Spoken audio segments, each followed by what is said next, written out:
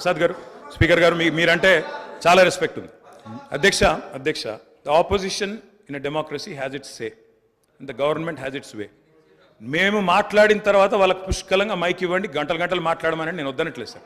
కానీ ఈ రకంగా ఒక వ్యక్తి మాట్లాడుతుంటే, ఒక సభ్యుడు మాట్లాడుతుంటే ముఖ్యమంత్రి గారితో సహా 5 మంత్రులు లేచి ప్రభాకర్ గారు, దామోదర్ గారు, శ్రీధర్ బాబు గారు, బట్టి గారు, ముఖ్యమంత్రి గారు అందరూ మాట్లాడితే గౌరవ కేటీఆర్ గారికి నా సూచన సార్, గవర్నర్ ప్రసంగం విషయంలో దాన్ని మాట్లాడుతున్నా సార్. నేను వారు మాట్లాడిన దాన్ని మాట్లాడుతున్నాను. ఈ డీవియేషన్ రాదు మనకు. నేను అదే అండి, వారు మాట్లాడింది రైట్ సార్. ఎన్ఆర్ఐలు నాన్ రిలయబుల్ ఇండియన్స్ అన్నారు. మరి ప్రపంచవ్యాప్తంగా ఉన్న ఎన్ఆర్ఐలు గమనించాలా. కాంగ్రెస్ పార్టీకి ఎన్ఆర్ఐల మీద ఉన్న గౌరవం, ఎన్ఆర్ఐల పట్ల ఉన్న ప్రేమ, గౌరవ ముఖ్యమంత్రి గారికి ఉన్న ప్రేమ గమనించాలని నేను కోరుతా ఉన్నా. ఇంకొక మాట అధ్యక్ష, ఎన్ఆర్ఐలు అన్నారు అధ్యక్ష ఎవరు అధ్యక్ష? 100 కోట్ల మంది భారతీయులను కాదని బయట నుంచి తెచ్చుకున్న అధ్యక్షులు తీసుకుంది ఎవరు అధ్యక్ష? బయట దేశం వాళ్ళని తెచ్చుకున్న అధ్యక్షులు చేసుకున్న దుస్థితిలో ఉన్న కాంగ్రెస్ పార్టీ ఎన్ఆర్ఐల గురించి మాట్లాడితే ఎట్లా అధ్యక్ష? ఏదేమైనప్పటికీ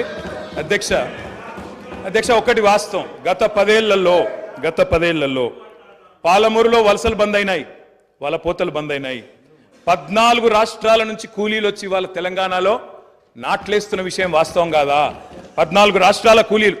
అధ్యక్ష మీరు నల్లగొండలో ఫ్లోరైడ్ బండ నల్లగొండ గుండె మీద పెట్టిపోతే ఆ ఫ్లోరైడ్ బండను దించింది కేసీఆర్ కాదా?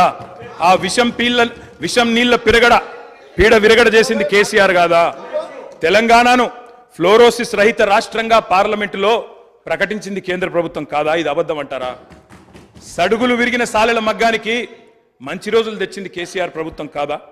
ఇవాళ నేతన్నల ఆత్మహత్యలతో సిరిసిల్లను మీరు ఉరిసిల్లగా చేస్తే దాన్ని మళ్ళీ తిరిగి సిరిశాలగా చేసింది కేసీఆర్ ప్రభుత్వం కాదా? కునారిల్లిపోయిన కుల వృత్తులకు కొత్త ఊపిరులుదింది కేసీఆర్ ప్రభుత్వం కాదా? కాలే కడుపుతో అర్ధాకలితో ఎవ్వరు వండుకోవద్దని చెప్పి మానవీయ కోణంలో ఆలోచించి సంక్షేమంలో స్వర్ణయుగం సృష్టించింది, ఆసరగా నిలబడ్డది కేసీఆర్ ప్రభుత్వం కాదా? 200 రూపాయల పెన్షన్ను 2000 చేసింది కేసీఆర్ ప్రభుత్వం కాదా? అధ్యక్ష నిన్న గ్రామీణాభివృద్ధి గురించి మాట్లాడుతూ ఈ ప్రభుత్వం ప్రాపగాండాకు ఎక్కువ పెద్దపీట వేసిందన్నారు అధ్యక్ష వాళ్ళ హయాంలో 50 ఏళ్లలో అధ్యక్ష ఒక్క గంగదేవి పల్లె చెప్పుకుందరు, ఒక అంకాపూర్ చూపెడుదురు. అది కూడా పాప మా గ్రామస్తులు చేసుకున్నారు, వీళ్ళు చేసింది ఏం లేదు. కానీ మా హయాంలో మా 10 ఏళ్లలో గర్వంగా చెప్తున్నా సార్, 3% కంటే తక్కువ జనాభా ఉన్న తెలంగాణ జాతీయ పంచాయతీ అవార్డులలో 30% అవార్డులు గెలుచుకునే విధంగా ప్రభుత్వాన్ని నడిపినాం. పల్లె ప్రగతిని చేసి చూపెట్టినాం. కావాలంటే చూసుకోవచ్చు. ఏ పల్లెకు పోయినా ట్రాక్టర్లు, ట్యాంకర్లు, ఏ పల్లెకు పోయినా ట్రాలీలు, ఏ పల్లెకు పోయినా డంపింగ్ యార్డులు, ఏ పల్లెకు పోయినా ఇంటి ముంగట ఇయ్యాల నీళ్లు, బ్రహ్మాండంగా చెట్లు. ఇవి వాస్తవాలు కాదా అధ్యక్ష? ఇవాళ మీరు ఎంజాయ్ చేయండి, పర్వాలేదు. 10 ఏళ్ల తర్వాత ఎంజాయ్ చేయండి. సర్పంచులకు ఇది ఇస్తాం, మాజీలకు అది ఇస్తాం, బస్సు ఫ్రీ, బంగారం ఫ్రీ, బండి ఫ్రీ అని చెప్పి ఓట్ల కోసం చాలా చెప్పారు అధ్యక్ష. సంతోషం, చేయండి, మేము వద్దంటలేదు. నిర్మాణాత్మకమైన సూచనలు చేయమన్నారు, తప్పకుండా చేయండి.